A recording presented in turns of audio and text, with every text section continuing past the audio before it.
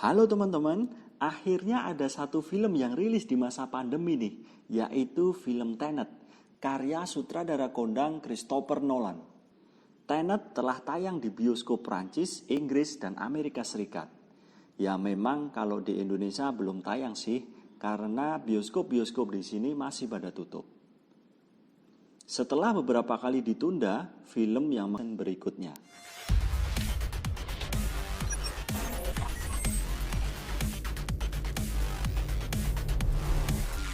Sebelumnya. Namun Tenet bisa dibilang lebih rumit dan lebih berat. Bila Inception mencampurkan antara film aksi perampokan dengan alam mimpi, Tenet mencampurkan antara spionase internasional dengan pemutar balikan waktu.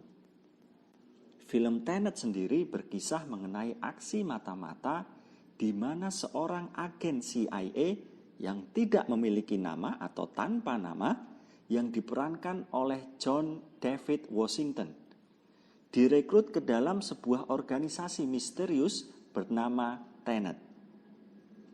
Organisasi ini memiliki tujuan untuk menghentikan Perang Dunia Ketiga sebelum perang itu terjadi. Usaha ini melibatkan pendalaman akan sesuatu bernama time inversion, yaitu teknik yang akan memutar balikan alur waktu untuk berada di waktu yang sama dengan waktu yang sebenarnya. Film Tenet dengan cepat mengantar kita menuju jalinan cerita yang amburadul, sulit untuk diikuti. Bahkan saya yakin akan sulit untuk membuat ringkasan film ini. Intinya, bila saya ilustrasikan ada beberapa momen kunci, yaitu kejar-kejaran mobil melintasi ruang dan waktu, kiamat kecil yang mengancam bumi, serta aksi spionase memanfaatkan lukisan palsu untuk merampok plutonium. Para pemain film ini bekerja dengan sangat baik dan menunjukkan akting yang menawan. Demi menjaga film ini tetap pada tempatnya dan memberikan titik kontak yang masih nyambung dengan para penonton. Hal ini memang mesti dilakukan oleh para pemain untuk mengimbangi jalan cerita yang cepat dan bergantung pada misteri serta kronologi yang campur aduk. Para pemeran utama seperti John David Washington, Robert Pattinson, serta Kenneth Branagh memberikan penampilan bagus di sini. Namun Nolan memang seringkali menggunakan karakter untuk memajukan plot daripada melihat mereka sebagai orang.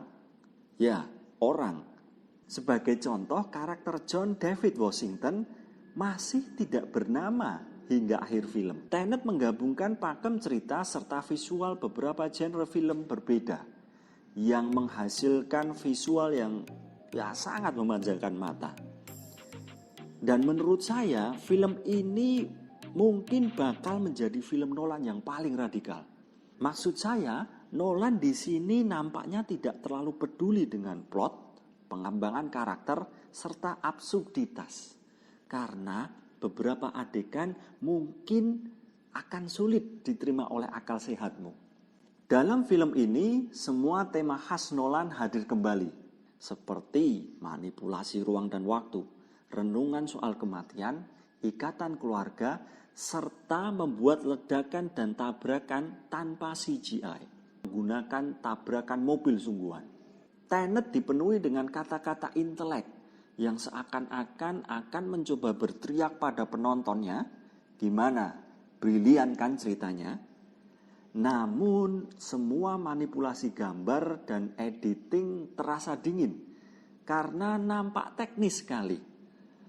Rangkaian cerita yang ada dalam Tenet seolah ingin pamer tentang kerumitannya saja dan akan memaksa penonton menjadi merasa bodoh bila mana sampai tidak paham selama menonton guliran kisahnya. Selama menonton Tenet hingga selepas melihat film ini, kadang saya malah kebingungan sebenarnya Nolan mau melakukan apa sih dengan ceritanya kali ini. Menurut saya, Tenet adalah film mengenai konsep palindrome. Contoh yang paling gamblang tentu kalau kita melihat dari judulnya, yang terbaca sama dari depan maupun dari belakang, Tenet. Di beberapa bagian, kita ini awal film sama dengan endingnya ya. Dan ternyata setelah Tenet rilis, Christopher Nolan mendapat cukup banyak kritik. Kritik dan komentar negatif salah satunya yang paling disoroti adalah karena sound dalam film ini yang dianggap sangat mengganggu sehingga percakapannya menjadi tidak terdengar dengan begitu jelas. Tapi mungkin kritik miring yang datang saat perilisan Tenet ini karena memang orang-orang terlalu hype dengan perilisannya. Hype yang tinggi ini membuat ekspektasi orang juga menjadi terlalu tinggi terhadap filmnya. Meski begitu, tidak cerita yang sangat orisinil dari Nolan. Tidak mengubah fakta bahwa Tenet adalah film. Sekian teman-teman untuk video Shahid Production kali ini. Jangan lupa klik like, komen, dan subscribe. Dan juga share ke teman-temanmu ya. Salam Shahid.